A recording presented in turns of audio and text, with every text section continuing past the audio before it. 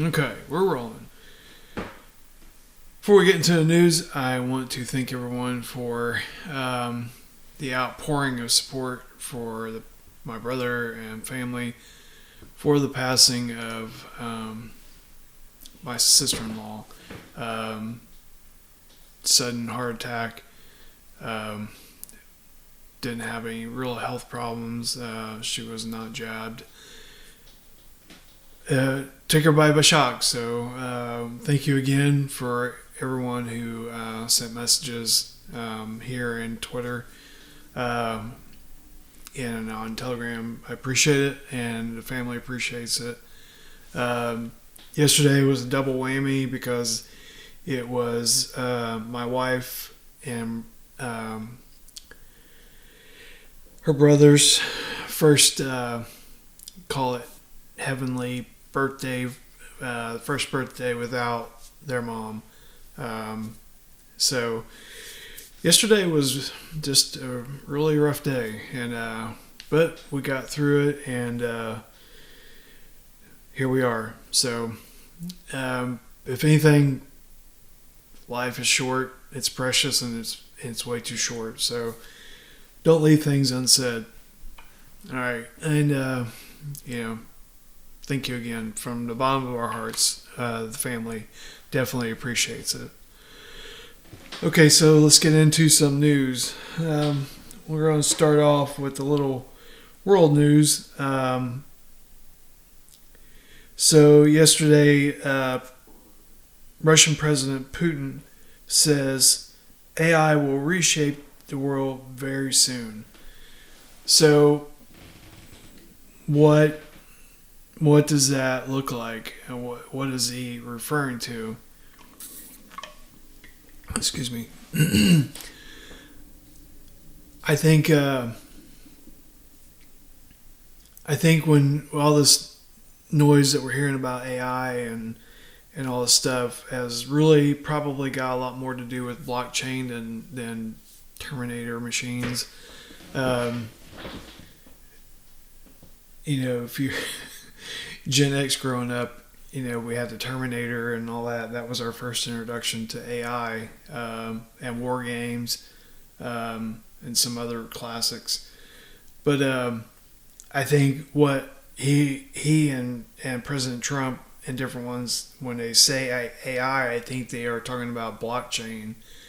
I would guess that blockchain has already been implemented in everything, and that's how they're finding all this corruption. That's how they're finding, suddenly the gold's missing out of Fort Knox, and where did it go, and where is it currently, and all that stuff. I'm dying to hear the news from the Elon investigation about Fort Knox. I have my suspicions, but I'm going to keep those to myself. But I think the blockchain's already in play, and the days of regime changes in the Congo or Africa or the Middle East somewhere where they topple a government and finance a new one. I think all those days are over. I think the days of money laundering through Ukraine and different places are over. And then, of course, everything we're talking about today is in my opinion, and that's it. So take it with a grain of salt.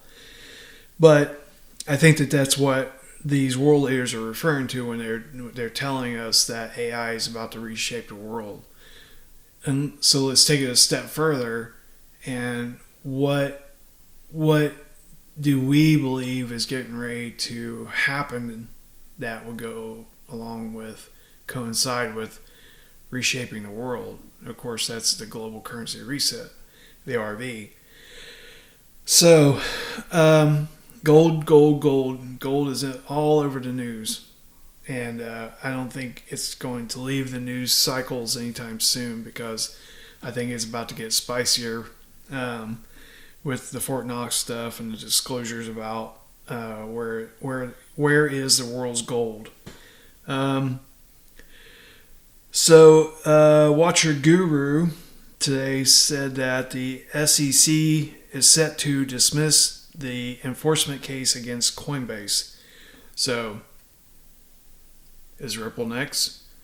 All you XRP holders, buckle up, because it could be hitting warp drive here pretty soon. I can't tell people what to invest in, obviously, because I would get in trouble. All I can tell you is, I've spent money investing in XRP and XLM. I think it's a solid thing, but I'm just some moron on YouTube sharing my opinion. So take it with a grain of salt, but I'm excited about it. Okay, so let's get into some RV/Iraq news. So this report from X by Reuters, I hope that's how you say that. I always feel like I'm speaking Dutch when I say it, Reuters. But Reuters, is it Reuters? Maybe it's Reuters. I don't know. But here's the report. Trump administration to the Kurdistan and Iraqis resume oil exports quickly. Keyword, quickly. Speaks to timing. Or face sanctions alongside of your buddies from Iran. So, and this wasn't just some off-the-wall random post on X, Twitter.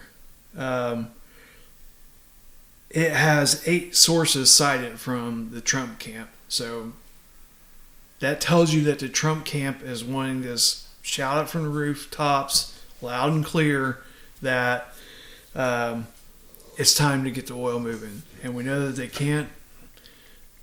Here's Coda. We know that they have to have the rate change. And their budget, the budget that we hear all the time, all the talking heads talk about the budget tables, the budget this, budget that. Their budget, the 17, 18, and, or no, what was it? The big budget that we all talk about, and you guys bear with me, my brain's still dealing with yesterday, but Iraq's budget is so big that it was either written by a drunk clown or it has to have the rate change to keep it from collapsing Iraq's economy. So, kind of leading into this next post that Majid on Twitter shared. So, in an X post today, which is Friday, former Iraqi lawmaker, and I'm going to attempt to say his name, Mashan al-Jubari, said that the decision to devalue the Iraqi dinar was a populist move. Bush's. Populist move by the coordination framework-led government. And again, these are deep state, Bush-appointed government people. And Jabori stressed the need to revert the value of the Iraqi dinar to its original rate as the first necessary step for Iraq to face financial crisis, citing the drop of oil prices and possible U.S. restrictions on Iraqi cash flow. So 2 things. It's another screw that, Trump's sitting there putting the screws to Iraq, turning up the heat in the kitchen, with the possible restrictions on it.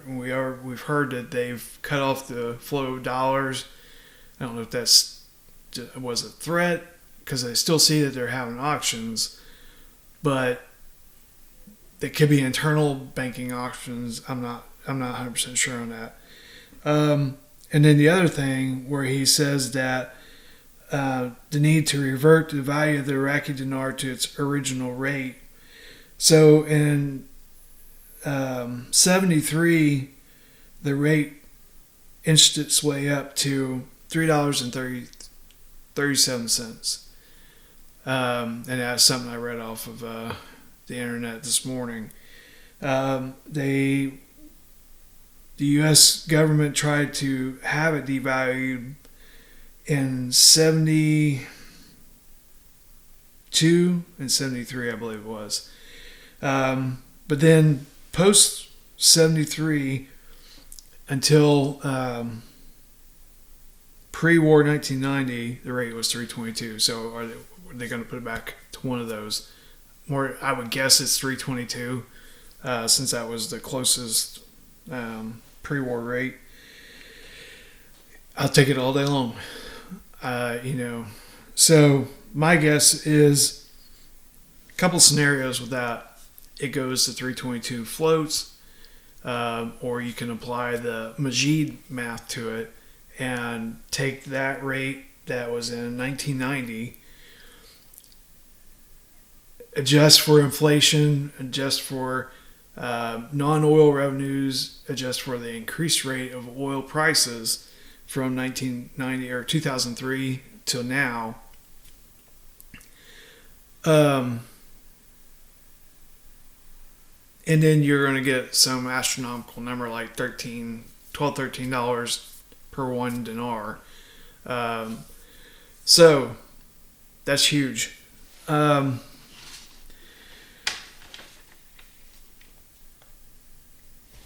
So that's what we're looking for. The timing, everything, it's coinciding. So you have Trump talking about gold. Where's the gold? Fort Knox. You have all this talk in there. At the same time, they're putting the pressure on Iraq to, do what they need to do and get this rate changed. I think it's all connected. You have the SEC taking away all the cases against Coinbase and Ripple, getting ready to unleash the power of XRP.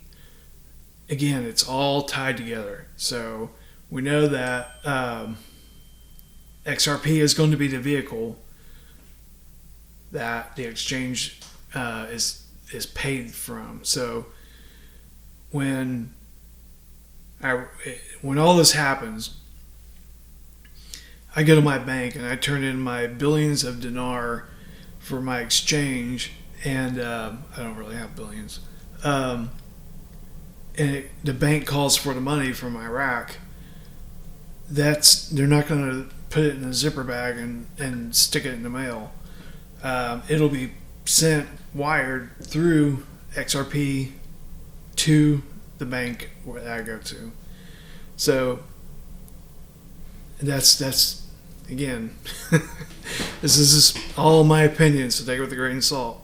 But that's why I think that they're all tied together.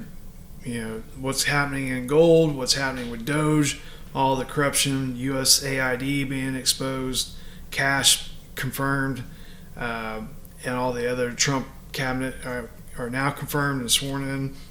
Then you have the SEC going down in flames. Coinbase getting that case dismissed. The next would be Ripple, and then it's off to the races. So timing wise, it looks to me like things are heating up. How cool would it be to have some big announcements about Nasara or something similar, State of the Union? Guys, we're close. Ramadan is the 28th, the evening of the 28th through the evening of the March 30th. But here's the thing. If this is Trump getting ready to push the button and it's the world reset and it's the world RV, I'm not sure that it's going to be held up by Ramadan. That's my 2 cents. So again, that's it for today. Let me reiterate, I appreciate everyone's support and all the messages that I've gotten. If I try to answer everyone or give you the heart emoji or whatever. If I missed anybody, I sincerely apologize, and I keep going on there trying to catch everybody. But thank you. And as always, thank you for your time watching these videos. I greatly appreciate it. And I try to do my best to answer you guys in the comments. So that's it for today, guys. I appreciate it, and have a great day.